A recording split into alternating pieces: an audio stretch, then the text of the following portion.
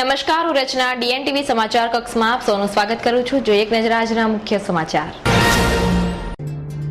નકલી એન્કાઉન્ટરમાં પોલીસની નૈતિક હિંમત તોડી નાખનાર મોદી સરકારના વહીવટના વિરોધમાં કોંગ્રેસ દ્વારા આપવામાં આવેલા બંધના એલાનને મળેલો મિશ્ર પ્રતિસાદ।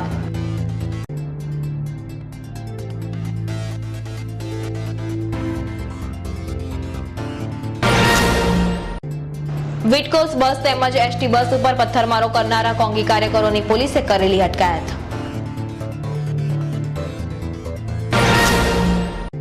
બંધના એલાનની પૂર્વ રાત્રિથી જ બંધના એલાનને સફળ બનાવવા નીકળેલા કોંગી કાર્યકરોએ એસટી બસને નિશાન બનાવતા મુસાફરો અટવાયા। હવે જોઈએ સમાચાર વિગતવાર। કોંગ્રેસ દ્વારા આપવામાં આવેલા ગુજરાત બંધના એલાનની પૂર્વ રાત્રિથી શહેરમાં પથ્થરમારાના બનાવો બાદ આજે દિવસ દરમિયાન વિવિધ વિસ્તારોમાં દેખાવો યોજાયા હતા।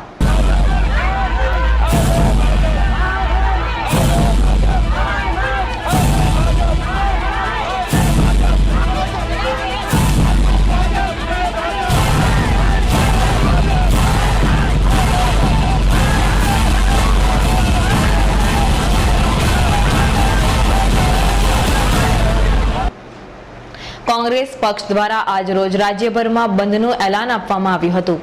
બંધના એલાનની પૂર્વ રાત્રિએ કોંગ્રેસના કાર્યકરો દ્વારા નિઝામપુરા એસટી ડેપોથી નીકળેલી અમદાવાદથી રાયોડા તરફ જતી બસ ઉપર ફતેગંજ સર્કલ પાસે ભારે પથ્થરમારો કર્યો હતો। સમગ્ર પરિસ્થિતિ પારખી બસના ડ્રાઈવરે બસ નિઝામપુરા એસટી ડેપો ખાતે પરત લઈ આવ્યા હતા। બનાવના પગલે સ્થળ પર ધસી આવેલા ફતેગંજ પોલીસ મથકના પીઆઈ સહિતના પોલીસ કર્મચારીઓએ પરિસ્થિતિ કાબૂમાં લીધી હતી।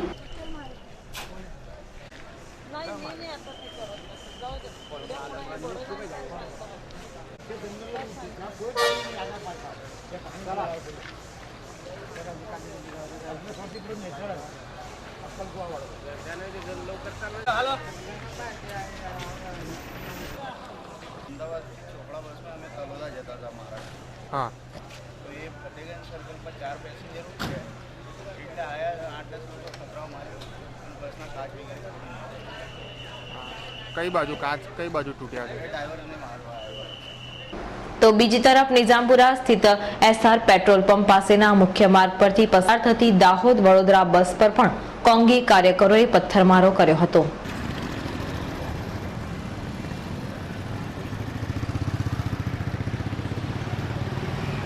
વડોદરા શહેરના વિવિધ વિસ્તારોને સાંકળતી વિટકોસ બસ ઉપર ગત રાત્રે કોંગી કાર્યકરો દ્વારા સમા તળાવ તથા બાજવાના રૂટ સહિત 3 બસો ઉપર પથ્થરમારો કરતા બસને નુકસાન થવા પામ્યું હતું। આ અંગે વધુ માહિતી વિટકોસના મેનેજરે આપી હતી।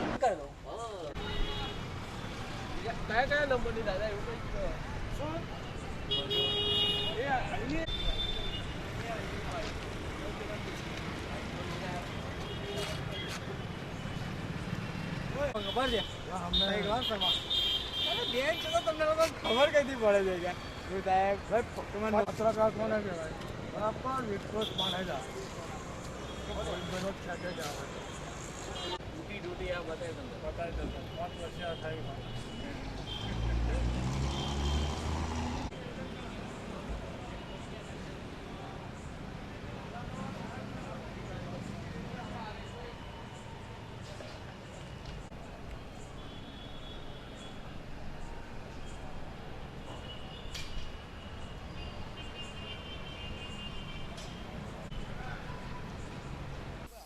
સેવા કરવા માટે બેઠા છીએ। અમે તો પ્રાઇવેટ પાર્ટી છીએ, અમારા કોઈ પાર્ટી અલગ કંઈ ન હોય। અમે પ્રાઇવેટ કંપની છે અમારી।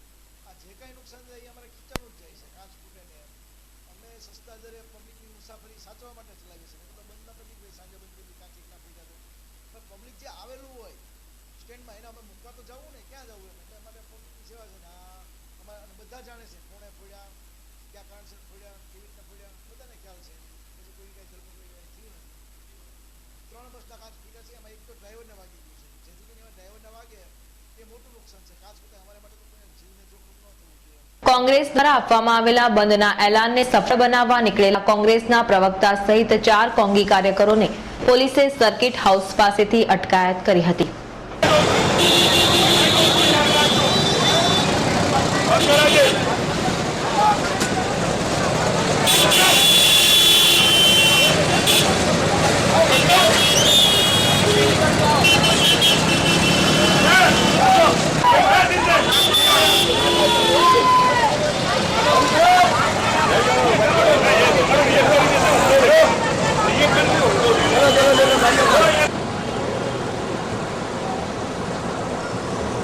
ભારતીય જનતા પાર્ટીમાં ગુજરાતની સક્ષમ પોલીસને આ ભારતીય જનતા પાર્ટીના શાસને ગુનેગાર બનાવી, કૃત્રિમ રીતે ગુનેગાર બનાવી જેલમાં ઢૂસી દીધા છે. હિન્દુસ્તાનમાં હાઈએસ્ટ સંખ્યામાં આઈપીએસ અધિકારીઓ આજે જેલમાં છે. કાર્યક્ષમ પોલીસનો દુરુપયોગ કરી ભાજપાનું જે શાસન વહીવટી તંત્રને અને ગુજરાતને ખાડે લઈ જઈ રહ્યું છે, એના વિરોધમાં આજે વડોદરા શહેર કોંગ્રેસ અને ગુજરાત પ્રદેશ કોંગ્રેસ દ્વારા બંધનું એલાન આપવામાં આવેલું છે. પોલીસની અમો સાથે છે, પોલીસને તમામ સાથ સહકાર આપીશું, પરંતુ અમારું રાષ્ટ્રને નિવેદન છે, ગુજરાતની આ સાચી વાસ્તવિકતા જુઓ કે જ્યાં કાર્યક્ષમ પોલીસ અધિકારીઓને જેલમાં ઢૂસી દેવામાં આવે છે અને કાવતરા કરનાર મંત્રીઓ અને તંત્રીઓ મોટા પાયે લીલા લહેર કરે છે, વિમાનોમાં ઉડાઉડ કરે છે. પોલીસ બેડાની અમો સાથે છે અને આ કદાપી સાગી લેવાશે નહીં. ગુજરાતની જનતાને અમો જગાડવા માંગીએ છીએ કે આની સામે લડત કર્યા વગર કામ થશે નહીં. રસ્તા પર બહાર નીકળો તો જ કંઈક પરિવર્તન આવશે. કોંગ્રેસ દ્વારા આપવામાં આવેલા બંધના એલાન દરમિયાન કોઈ અનિચ્છનીય ઘટના ન બને તે હેતુસર શહેર પોલીસ દ્વારા ચુસ્ત બંદોબસ્ત ગોઠવવામાં આવ્યો હતો. તેમ છતાં પણ આજે જેતલપુર બ્રિજ ઉપર કોંગી કાર્યકરો દ્વારા ટાયર સળગાવી રાજ્ય સરકારની હાય હાય પોકારી હતી. બનાવની જાણ થતાં જ પોલીસે સ્થળ પર પહોંચીને ટાયર પર પાણીનો છંટકાવ કરી આગને કાબૂમાં લીધી હતી.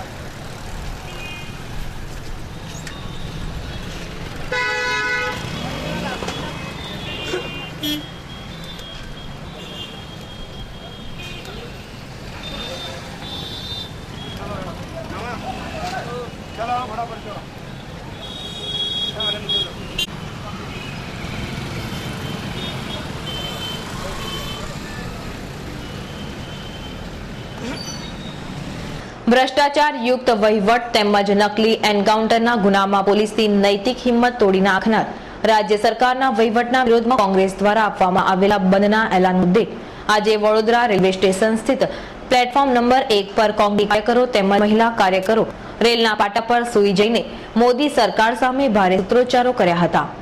બનાવના પગલે રેલવે પોલીસે સ્થળ પર પહોંચી જતા કોંગી કાર્યકરો અને પોલીસ વચ્ચે ઘર્ષણ સર્જાયું હતું.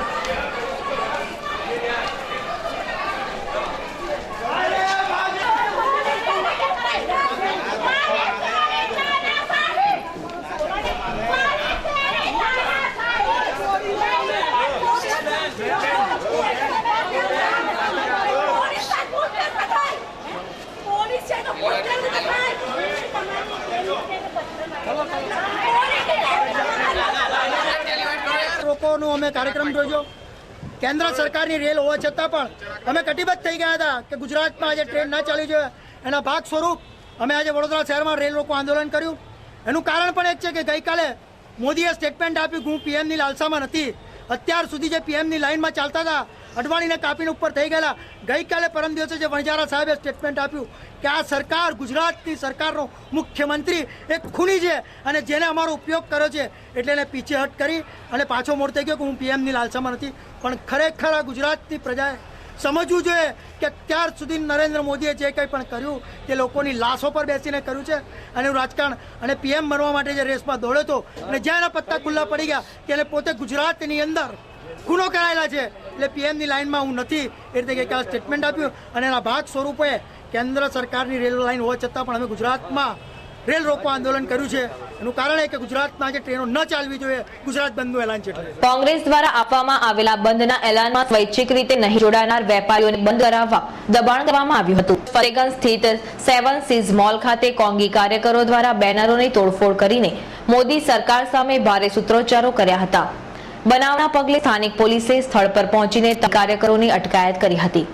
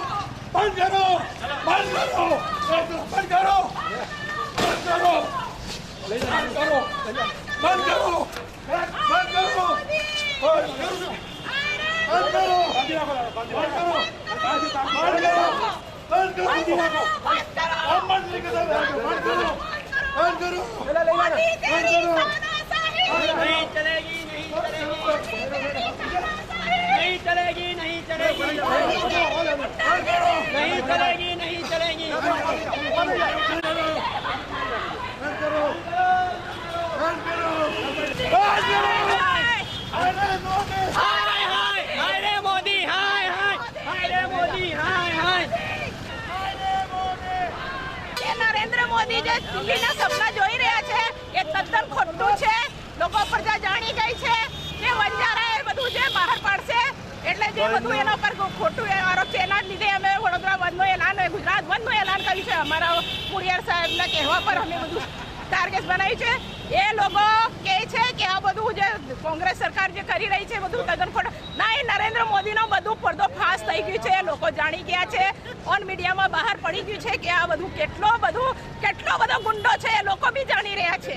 આજ રોજ આપવામાં આવેલા બંધના અનુસંધાન સમા અભિલાષા 4 રસ્તા પાસે ટાયરો સળગાવીને મોદી સરકાર સામે ભારે સૂત્રોચ્ચારો કર્યા હતા. બનાવના પગલે સ્થાનિક પોલીસે સ્થળ પર ધસી આવી તમામ કાર્યકરોની અટકાયત કરી હતી.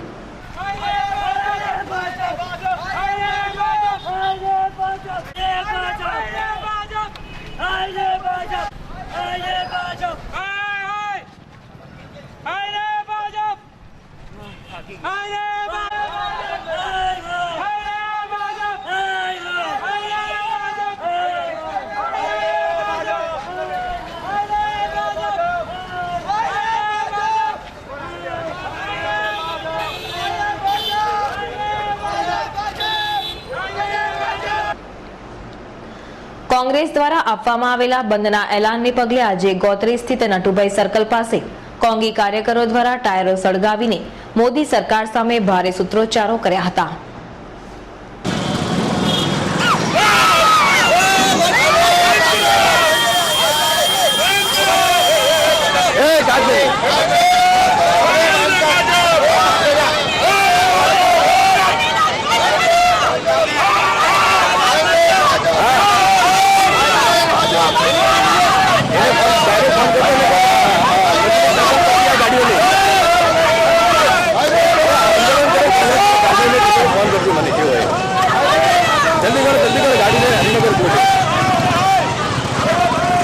अरे नटुभाई सरकार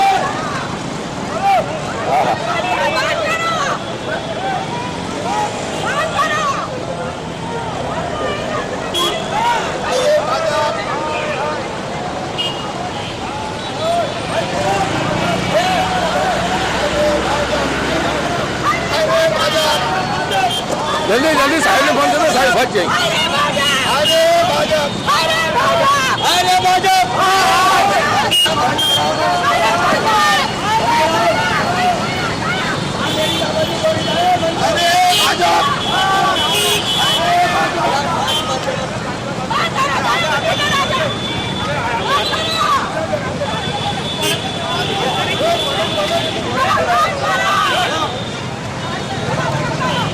કોંગ્રેસ દ્વારા ગુજરાત બંધના એલાનના પગલે આજ રોજ કોંગી કાર્યકર્તાઓએ ભાજપા વિરુદ્ધ સૂત્રોચ્ચારો કરીને દેખાવ યોજ્યા હતા.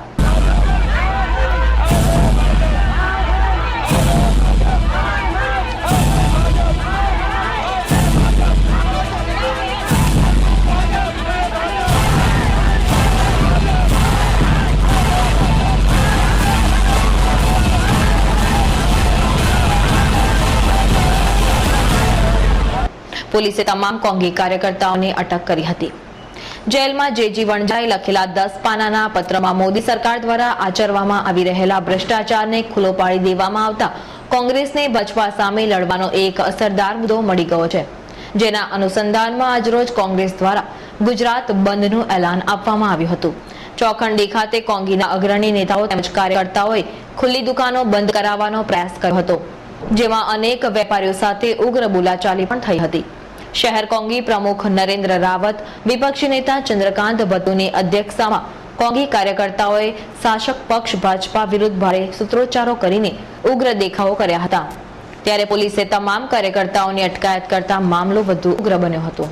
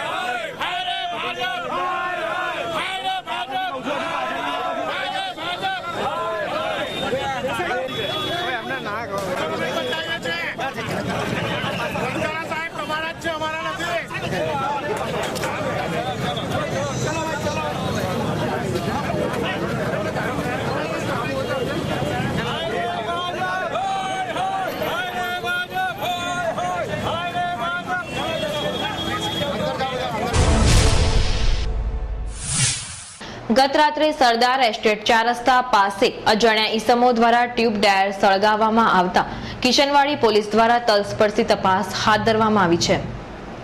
ભાજપ સરકારના ભ્રષ્ટાચાર વિરુદ્ધ આજરોજ કોંગ્રેસ દ્વારા ગુજરાત બંધનું એલાન આપવામાં આવ્યું હતું, જેની પૂર્વ સંધ્યાએ વાતાવરણ ડહોળવાના આશય સાથે અજાણ્યા ટેખડબાજોએ સરદાર એસ્ટેટ 4 રસ્તા પાસે ટ્યુબ ટાયર સળગાવ્યા હતા. આધારભૂત સૂત્રો પાસેથી મળતી માહિતી અનુસાર આ કૃત્ય 20 થી 25 કોંગી કાર્યકરો દ્વારા આચરવામાં આવ્યું હતું અને તે સમયે ઘટના સ્થળે પૂર્વ કાઉન્સિલર પણ ઉપસ્થિત હતા. કિશનવાડ પોલીસ મથકના પીઆઈ તેમજ ડીસીબી પોલીસે ઘટનાની જાણ થતાં જ દોડી આવીને તલસ્પર્શી ઘટના હાથ ધરી છે. ભાજપા સામે આક્ષેપો કરવા કોંગી કાર્યકર્તાઓ દ્વારા આ કૃત્ય આચરવામાં આવ્યું હોવાના તર્ક વિતર્કો સર્જાઈ રહ્યા છે. ડભોઈમાં પણ કોંગ્રેસના બંધને મિશ્ર પ્રતિસાદ સાંપડ્યો છે. ડભોઈ શહેર અને તાલુકા કોંગ્રેસ દ્વારા જે ભાજપની નીતિઓના વિરોધમાં કોંગ્રેસ દ્વારા ગુજરાત બંધના એલાન સમર્થનમાં ટેકો આપતા ડભોઈ બંધને સફળ બનાવવા ટાવર ચોક વિસ્તારમાં કેટલીક દુકાનોને ચાલુ હોય તે દુકાનો બંધ કરી સહકાર આપવા સમજાવી રહ્યા હતા. ત્યાં જ ગુજરાત પ્રદેશ મહિલા મોરચાના મંત્રી હિનાબેન ભટ્ટ સહિત 25 જેટલા કોંગ્રેસ કાર્યકરોને અટકાવીને તેમની ધરપકડ કરી હતી. આ પ્રસંગે હાય મોદી હાય, પોલીસ તેરી તાનાશાહી નહીં ચલેગીના નારા લગાવ્યા હતા. જો કે ડભોઈના કેટલાક વિસ્તારોમાં દુકાનો બંધ જોવા મળી તો કેટલીક જગ્યાએ દુકાનો બજારો ચાલુ રહ્યા હતા. કોઈ અનિચ્છનીય બનાવ ન બને તે માટે કડક બંદોબસ્ત રાખવામાં આવ્યો હતો.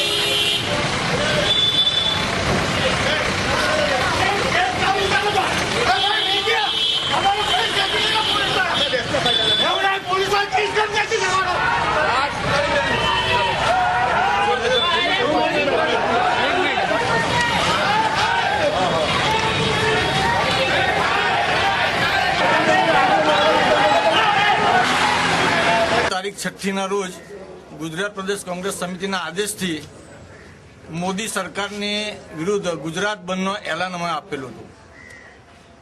સરકારી અધિકારીઓને ખોટો ઉપયોગ કરી અને સરકારી અધિકારીઓની જ એક લાગણી એવી કે એ લોકો જેલમાં ફસાયા છતાં સરકાર નથી, કાયદો અને વ્યવસ્થા સંપૂર્ણ આખા ગુજરાતની અંદર બગડી ગયેલી હોય એટલા માટે કોંગ્રેસે બંધનું એલાન આપેલું, જેના કારણે અમે દુકાનો બંધ કરવા નીકળેલા. સ્વયંસેવક 80% દુકાનો તો બંધ છે. કેટલાક માણસોને રિક્વેસ્ટ જ ખાલી કરતા હતા કે આજનો દિવસ બંધ રાખો તો સારું. એ સરકારે પોલીસનો ખોટો ઉપયોગ કરી ને અમારે આ લોકોએ ધરપકડ કરેલી છે. ગુજરાત કોંગ્રેસે આપેલા બંધના પગલે સાવલીનગરમાં મિશ્ર પ્રતિસાદ સાંપડ્યો છે.